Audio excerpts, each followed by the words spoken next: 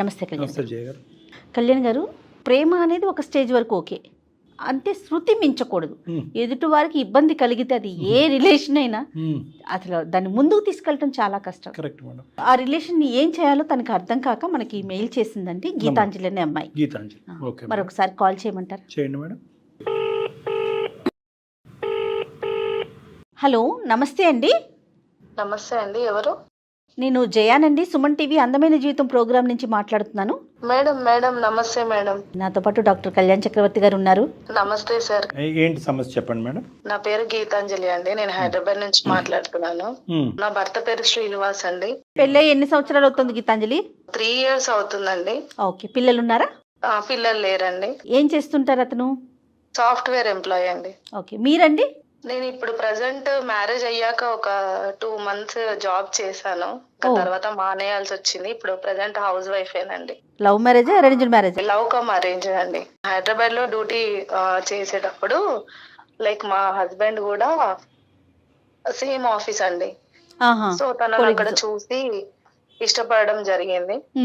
So ఒకరికొకరిని అర్థం చేసుకోవడము, తను నా మీద చూపించే ప్రేమ, కేరింగ్, తనతో నేను చాలా బాగుంటాను, అదేలేండి, నా లైఫ్ అంతా నేను హ్యాపీగా ఉంటాను అని నాకు ఒక నమ్మకం వచ్చేసింది. Okay okay. సో నేను మా ఇంట్లో వాళ్ళతో మాట్లాడి, తన వాళ్ళ సైడ్ కూడా మాట్లాడి మేము అందరి మధ్యలో పెళ్లి చేసుకోవడం జరిగింది. ఎన్ని సంవత్సరాల పరిచయం తర్వాత పెళ్లిగా మారిందండి? 6 నెలలు అండి. తర్వాత మ్యారేజ్ చేసుకున్నాము. ఎన్నో ఆశలతో మ్యారేజ్ చేసుకున్నాం నిజం చెప్పాలంటే. ఎందుకు ప్రేమించి పెళ్లి చేసుకున్నా అని బాధపడని క్షణం లేదండి. అయ్యో అయ్యో, ఏంటి గీతాంజలి గారు? మ్యారేజ్ అయిన తర్వాత బాగానే అనిపించింది. సో నేను ఆఫీస్కి వెళ్ళడం, నేను ఆఫీస్కి వెళ్ళిన తర్వాత ఇంకా తను లైక్ ఎలా అంటే కొంచెం జెలసీగా ఫీల్ అవ్వడం స్టార్ట్ చేశాడు. అంటే ఇప్పుడు కొలీగ్స్ తో మాట్లాడడం తప్పు కాదు కదండి. ఆఫీస్ లో గర్ల్స్ ఉంటారు, బాయ్స్ ఉంటారు. ఇద్దరు ఒకే ఆఫీస్ అండి? ఇద్దరం ఒకే. పెళ్ళైనా కూడా అదే కంటిన్యూ చేస్తున్నారు? స్టార్టింగ్ లో కంటిన్యూ చేశాను, తర్వాత మానేయాల్సి వచ్చింది. జాబ్ మానేయాల్సిన అవసరం ఏంటి? జాబులు దొరకటమే ఇంకా ఇదే అండి, ఫ్రెండ్స్ తో మాట్లాడనివ్వకపోవడము, ఎవరు వచ్చి నాతో మాట్లాడినా కూడా కొంచెం జెలసీగా ఫీల్ అవ్వడం. ఏంటి, నేను ఉన్నాను కదా, నేనే నీకు అన్ని, నువ్వు వాళ్ళతో మాట్లాడడం ఏంటి, అది ఇదని స్టార్ట్ చేశారండి. ఇంకా సో నేను ఆ టార్చర్ భరించలేక ఆఫీస్ మానేయడం జరిగింది. అట్లానే తనకి నా మీద అనుమానం ఏం లేదండి, తను చాలా మంచోడు. వేరే జాబ్ జాయిన్ అవ్వచ్చు కదా పోనీ అక్కడ కాకుండా? అనుకున్నాను, బట్ కుదరలేదు. ఇంకా ఇంట్లో రోజు ఏదో ఒక ఇష్యూ అవడం. ఇప్పుడు సపోజ్ ఎవరైనా రిలేటివ్స్ ఫంక్షన్ కి వెళ్తే కూడా నలుగురిలో కలిసినప్పుడు నలుగురు చెప్తారు కదండి, అక్కో చెల్లో నీ శారీ బాగుంది అక్క అని అంటే కథం. ఆడవాళ్ళు పొగిడినా కూడానమ్మా, మగవాళ్ళు కదా? ఆడవాళ్ళు పొగిడినా కూడా తప్పే అది తన లెక్కలో. అంటే తన లెక్కలో ఏంటంటే పొగిడితే తనే పొగడాలి, ఇంకెవ్వరు పొగడొద్దు. సో ఇది యూజువల్ గా మనం చూసినటువంటి సీన్ లో మగవాళ్ళు పొగట్టం కాదు, ఎవరు పొగిడినా కూడా అతను యాక్సెప్ట్ చేయలేదు. పొగడొద్దు, ఎవ్వరు వచ్చి మాట్లాడొద్దు. మీ సొంత కుటుంబ సభ్యులు నిన్ను పొగిడినా కూడా, సొంత వాళ్ళైనా సరే, బయట వాళ్ళైనా సరే, ఫ్రెండ్స్ అయినా సరే, ఇదే అవుతుందండి ఇంట్లో. నాకు ఒక పెద్ద మెంటల్ గా నేను చాలా వీక్ అయిపోయాను అసలు తన వల్ల. ఇదంతా ఎంతకాలం బట్టి నడుస్తుందమ్మా? దాదాపు మ్యారేజ్ అయినాక 6 months నుంచి ఇదే కంటిన్యూ అవుతుంది. ఇంకొకటి ఏంటంటే, నాకు మహేష్ బాబు అంటే ఇష్టం. సరే టికెట్స్ బుక్ చేయి, మూవీకి వెళ్దామంటే, నేను ఉండగా నీకు ఇంకో హీరో ఎలా నచ్చుతాడు, నేనే నీకు హీరో ఉండాలి ఎప్పటికైనా. ఇంకేంటంటే ఇప్పుడు ఎవరితోనైనా కాల్స్ మాట్లాడినా కూడా, నేనుండగా ఎవరితో ఎందుకు మాట్లాడతావు అసలు నువ్వు, నీకేంటి అవసరం, నీకేం కావాలో చెప్పు, నేను తీసుకొచ్చి పెడతా. మనుషులతో మాట్లాడకూడదు, ఫోన్ లో మాట్లాడకూడదు, ఆడలేదు మగాలేదు, ఆడలేదు మొగాలేదు, ఏమీ లేదండి. ఆయనకు నచ్చకపోతే ఆ వంట తినకూడదు, ఆ బట్టలు వేసుకోకూడదు. గాజులు వేసుకుంటే గాజులు బాగున్నాయని ఎవరైనా ఆడవాళ్ళు చెప్పిన ఆ గాజులు పగలగొడతాడండి. నా హ్యాండ్ ఎన్నిసార్లు తెగిందో.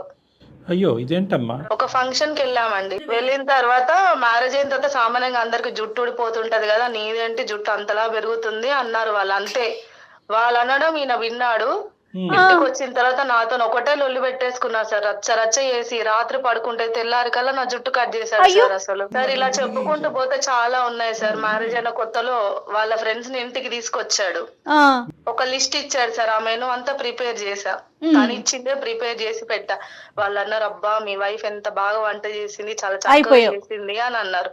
అంతే, ఎందుకు వంట అలా చేసావు, నీకేం అవసరం, నువ్వు వండితే నాకే మంచి వండి పెట్టాలి, మరి వాళ్ళకి వస్తే ఖరాబ్ చేయాలి అంటాడు. కాదమ్మా, మీరు చెప్పొచ్చు కదా, నువ్వే కదా నాయన మెనూ ఇచ్చావు, దాని ప్రకారమే వండాను అని. మాట్లాడే ఛాన్స్ కూడా ఇవ్వడు మేడం, అట్లీస్ట్ ఒక్కసారి కూడా వినడు, అర్థం చేసుకోడు. అప్పుడు మీకు తెలియలేదా గీతాంజలి? అప్పుడు బాగున్నాడు మేడం, మరి ఇంతలా అయితే లేడు. ఇంకొకటి కూడా ఏంటంటే మేబీ ప్రేమలో ఉన్నా కాబట్టి నాకు అట్లా అనిపించిందేమో, కేరింగ్ గా. సో ఇది ప్రత్యేకంగా పెద్ద చిన్న ఆడ మగ అంటూ ఏమీ పిల్ల లేదు. పెద్ద ఏమీ లేదు. అది కాదు నా సమస్య. ఆయనకి ఏంటంటే నేను ఏం చేసినా ఆయనకి సమస్యనే. మొత్తం అంటే నీ ప్రపంచం అంతా అతని చుట్టూరునే. అతని చుట్టే ఉండాలి. పొగిడితే ఆయనే పొగడాలి, తిడితే ఆయనే తిట్టాలి, మెచ్చుకుంటే ఆయనే మెచ్చుకోవాలి. ఇంకా అదృష్టం మీకు పిల్లలు లేరు, లేదంటే ఇంకెంత ఘోరంగా ఉండేదో. వాళ్ళ నోట్లో గోరుముద్దలు తినిపిస్తున్నావు ఏంటి, నాకు తినిపించకుండా, వాళ్ళని జోక్ కొడుతున్నావు ఏంటి, నన్ను కొట్టకుండా అనేవాడేమో. ఇలా ఎందుకు చేస్తున్నాడో నాకు అర్థం కావట్లేదు. చాలా అంటే చాలా ఇబ్బందిగా కాదు అనిపిస్తుంది. గీతాంజలి, చెప్పుకోలేకపోతున్నా మీకు అన్ని. ఇవి కాకుండా ఇంకా మిగతా ఇంట్లో చూసుకోవటం కానీ మంచి చెడు ఇవన్నీ బానే ఉంటారు ఆయన? అవి చాలా మంచి ఎక్కువ చెడు అన్ని బాగానే ఉంటాయండి. ఇది తినాలనిపిస్తుంది అంటే కూడా బయటికి వెళ్ళి తీసుకెళ్తారు, తినిపిస్తారు. ఇప్పుడు నాకు ఒక డ్రెస్ కావాలి అని నేను అడుగుతాను, షాప్ కి వెళ్తానా, నాకు ఇది కాకుండా ఇది నచ్చింది అని చెప్తాను, కొనిస్తాడు. కానీ ఆ డ్రెస్ నేను ఎక్కడికి వేసుకోవద్దు, తన ముందే వేసుకోవాలి. ప్రేమ అనేటటువంటి దానికి కూడా ఒక నిర్వచనం ఉంటుంది. ప్రేమ is not equal to suffocation, ప్రేమ is not equal to sadism. ఇక్కడ సఫికేషన్ కనిపిస్తుంది. సఫికేషన్ అంటే ఏంటి, ఒక గుడ్డ తీసుకుని ముక్కు నోరు మూసేసే అంత పరిస్థితి, అంతకంటే భయంకరమైన పరిస్థితిలో నువ్వు ఉన్నావు. నీకు నచ్చంది ఉదయం నుంచి సాయంకాలం వరకు అతను చేస్తున్నాడు. అంటే నువ్వు బయటికి వెళ్ళకూడదు, ఎవరితో మాట్లాడకూడదు, ఎవరితో చూడకూడదు, ఆఖరికి తల్లిదండ్రులతో కూడా మాట్లాడలేనటువంటి దిక్కుతోచినటువంటి పరిస్థితి, రేపొద్దున పిల్ల జల్లా కనాలా వద్దా అనేటటువంటి భయంకరమైన పరిస్థితి. ఇందుకు మించి ఇంకా ప్రేమ ఉంది అంటున్నారు మళ్ళీ మీరు, ఇన్ని భరిస్తూ కూడా. పాయింట్ ఆఫ్ టైమ్ లో నాకు అనిపించింది ఏంటంటే తనకి నేనంటే చాలా ఇష్టం, అది అతి ప్రేమగా మారి దానివల్ల నాకేమన్నా. సమాజంలో అందరూ ఏదో సమయం సందర్భంలో ప్రేమించబడతారు, ప్రేమిస్తారు. మా అందరికీ ప్రేమ అంటే నిర్వచనం ఏంటో తెలుసు. ఎటొచ్చి నువ్వు చాలా ఇమ్మెచ్యూర్గా ఉన్నావు, ప్రేమ అనే దానికి నిర్వచనం అనేది నీకు తెలీదు. మీ అమ్మ నాన్న నిన్ను చిన్నప్పటి నుంచి ఎలా అయితే పెంచి పెద్ద చేశారో దాన్ని ప్రేమ అంటారు. ప్రేమ అంటే స్వేచ్ఛ, ప్రేమ అంటే కనుక జైలు కాదు. భార్య అంటే భార్యనేనా, బానిసలా బతుకుతున్నాను సార్ నేనైతే. రెండు మీరే చెప్తున్నారు. అది మాకు అందరికీ అర్థమైంది. అంటే నువ్వు ఆ డైలమా కన్ఫ్యూజన్ లో ఉన్నావు కాబట్టి మా వరకు వచ్చారు. మరి ఇది మీ అమ్మ నాన్నలతో చెప్పుకున్నవి నరకం లేదండి, అసలు ఇవి చెప్పుకునేలాగా కూడా అనిపించట్లేదు డాక్టర్ గారు. ఎందుకంటే పెద్ద పెద్ద సమస్య ఇప్పుడు నోరెత్తి చెప్పుకోగలను. ఇప్పుడు పెద్ద సమస్య అంటారా, అతి పెద్ద సమస్య అంటారా? తను కన్ఫ్యూజన్ స్టేటస్ లో ఉంది. ఇది సమస్య కాదా, అతని ప్రేమ లేకపోతే పొసెసివ్నెస్, అంతేనా గీతాంజలి? దానికి కూడా ఒక రీజన్ ఉంది మేడం. నాకేం తక్కువ చేయకుండా చూసుకుంటున్నాడు కదా. ఏం తక్కువమ్మా, ఇష్టం ఉందో అంతే ఉంది కదా. విస్తర్లో అన్నం అంతా వడ్డించి ఆఖర్లో తూ అంటున్నాడు ఏంటి? తనకి చెప్పి చెప్పి చెప్పి చెప్పి ఇంకా నాకు నా వల్ల అవ్వలేదు. ఇంకా చెప్పి చెప్పి చెప్పి కాదు మేడం, మెయిల్ చేయాల్సి వచ్చింది. అది కరెక్టే. మాకు మెయిల్ చేసినందుకు చాలా సంతోషం. ఈ మెయిల్ ఇంతకు ముందు వచ్చున్నా కూడా చాలా బాగుండేది. నేను అనేది ఒకటేనమ్మా, ఇక్కడ మీరు వ్యవహరించేటటువంటి శైలిని కూడా ఒకసారి ప్రశ్నించుకోండి. కర్ర ఎరగకూడదు, పాము చావకూడదు అంటే ఇక్కడ అవ్వదు. అతనికి నొప్పి కలగకుండా, అతనికి బుద్ధి రావాలి, అతను బాధపడకుండా, పరువు పోకుండా దీన్ని రెక్టిఫై చేయాలంటే అవ్వదు. మీ అమ్మ నాన్నకి చెప్పట్లేదు, మీ ఇద్దరి మధ్యన ఉండే కామన్ ఫ్రెండ్స్కి తెలియట్లేదు, వాళ్ళ అమ్మ నాన్నకి చెప్పట్లేదు. ఇది మీరే భరిస్తున్నారు. దీన్ని ప్రేమ అనేటటువంటి విధంగా చిత్రీకరించి రోజులు నెలలు అవుతున్నాయి, నెల సంవత్సరాలు అయిపోతున్నాయి. ఇంకెప్పుడు ఆనందంగా ఉంటారు, ఇంకెప్పుడు భవిష్యత్తు. కన్ఫ్యూజన్ అనేది కరెక్ట్ మాట మేడం చెప్పినట్టుగా. ఎంతకాలం కన్ఫ్యూజన్? ఇప్పుడు మీరిద్దరే రేపు రోజున మూడో వ్యక్తి మధ్యలోకి వస్తే నాకు పెట్టు ముందు అంటాడు అన్నం, నన్ను ముందు జోకొట్టు అంటాడు, నన్ను మంచం మీదకు ముందు తీసుకెళ్ళి అంటాడు. ఇలా ఒకసారి ఇలాగే టీ తాక్కుంటూ మాట్లాడాను సార్. ఒకసారి హాస్పిటల్కి వెళ్దామా, చెక్ చేయించుకుందాము, చూపిస్తాను నేను అని అన్నాను సార్. అంటే ఇంకా అంతే. ఆ రోజు పెద్ద గొడవ పెట్టేసుకొని నన్ను కొట్టి నాకేమైందని, నేను పిచ్చోడినా, నువ్వు హాస్పిటల్కి ఎందుకు తీసుకెళ్తా అంటున్నావు అని పెద్ద గొడవ పెట్టుకున్నాడు సార్ నాతో.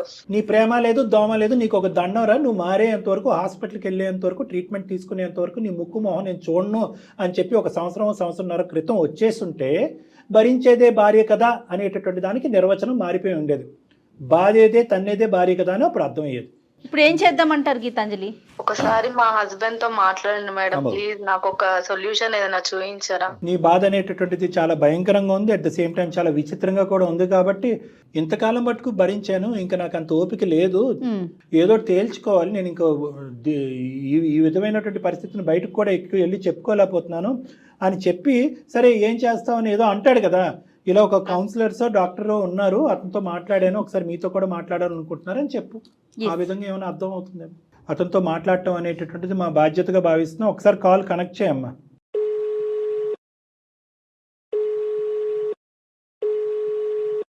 హలో ఏమండి ఆ, ఏం చేస్తున్నారండి? ఆఫీస్ లో ఉన్నాను గీతాంజలి. ఏంటి ఈ సమయంలో కాల్ చేసావు? లంచ్ చేశారా? చేశాను రా. నువ్వు చేసావా? ఎప్పటి నుంచో ఒక విషయం మాట్లాడాలనుకుంటున్నానండి. ఏంటి? నేను చాలా బాధ పెట్టేస్తున్నానండి కొన్ని విషయాల్లో. నేను అది భరించలేక కుమిలిపోతున్నానండి. నేను ఆల్రెడీ 2-3 టైమ్స్ మీకు చెప్పాను, బట్ మీలో ఎలాంటి మార్పు లేదు. నాకు ఒక డాక్టర్ ని కన్సల్ట్ అవ్వాల్సి వచ్చింది. సో ఒకసారి తనతో మాట్లాడతారా, డాక్టర్ సార్ తోని? జోక్ చేస్తున్నావా? నీకు జోక్ ఏంటండి, ఇది నా లైఫ్ అండి. మీకు జోక్ అనిపిస్తుందా అండి? ప్రతిదీ మీరు అలాగే తీసుకుంటారేంటి లైట్ గా? ప్రాంక్ చేస్తున్నావా? మీతో ప్రాంక్ ఎందుకు చేస్తానండి నేను? ఎక్కడున్నావు? నేను ఇంట్లోనే ఉన్నానండి. ఒకసారి కాల్ మాట్లాడండి. శ్రీనివాస్ గారు నమస్తే అండి. నా పేరు డాక్టర్ కళ్యాణ్ చక్రవర్తి అండి. మన సుమన్ టీవీ అందమైన జీవితం నుంచి మాట్లాడుతున్నాము. మాట్లాడచ్చా ఒక 2 నిమిషాలు మీతో? నాకేం అర్థం కావట్లేదు. గీతాంజలి గారు మాకు ఈమెయిల్ పంపించారు. వచ్చినటువంటి చాలా హండ్రెడ్స్ ఆఫ్ ఈమెయిల్స్లో ఆవిడ ఈమెయిల్ ఎందుకు సెలెక్ట్ చేసుకున్నామంటే కనుక ఆవిడ బాధ వర్ణనాతీతం. ఎందుకంటే కనుక ఆవిడ ఎన్నో సందర్భాల్లో మీకు చెప్పుకుంది, నేను స్వేచ్ఛగా ఉండలేకపోతున్నాను, మీరు చెప్పేటటువంటి మాటల ప్రకారం కానీ, మీరు గీసినటువంటి గిరిలో కానీ, మీరు చెప్పినటువంటి అడుగుజాడల్లో నేను నడలేకపోతున్నాను, ఉక్కిరి బిక్కిరి అయిపోతున్నాను. చాలా సందర్భాల్లో, ఇది మొదటిసారి కాదు, ఇప్పుడు ఫోన్ కాల్ చాలా సందర్భాల్లో ఆవిడ చెప్పారంట. కానీ అది మీకు అర్థం కావట్లేదంట. అసలు ఏం జరుగుతుంది మీ ఇద్దరి మధ్యన అనేటటువంటిది మీరు ఏం చెప్తారనేది మేము వెయిట్ చేస్తున్నాం. సార్, మా భార్య భర్తల మధ్య మూడో వ్యక్తి వస్తే నాకు నచ్చదు సార్. ఇప్పుడు మీరు ఎందుకు వచ్చారో నాకు అర్థం కావట్లేదు. అది కరెక్టే డాక్టర్ గారు, ప్రతిదానికి ఇంతే, మూడో వ్యక్తి రావద్దు అంటారు. నా భార్య నేను అంతే. మేము మాత్రం సుఖంగా ఉండాలని అనుకుంటున్నాం. శ్రీనివాస్ గారు నమస్తే అండి, నేను జయానండి. మీరు సుఖంగా ఉన్నాము అనుకుంటున్నారు, మీరు అనుకుంటున్నారండి, తను అనుకోవట్లేదు. ఈ విషయాన్ని అర్థం చేసుకోండి కొంచెం. నా పిల్లాన్ని ఎలా చూసుకోవాలో నాకు బాగా తెలుసు. తన అవసరాలు ఏంటో, తను ఏం కావాలో, తన అభిరుచులు ఏంటో, తన రుచులు ఏంటో అన్ని నాకు బాగా తెలుసు మేడం. మీ జీవితంలో మీకు నచ్చినటువంటి అంకె 3 అన్నది మాకు తెలుసు. అర్థమవుతుంది. మీరు చెప్పే దాన్ని బట్టి నెక్స్ట్ నా లైఫ్లో ఎటువంటి స్టెప్ తీసుకోబోతున్నాను అనేది నేను ఆలోచిస్తాను అనేటటువంటి లెవెల్లో మీ వైఫ్ మాకు కంప్లైంట్ ఇచ్చింది.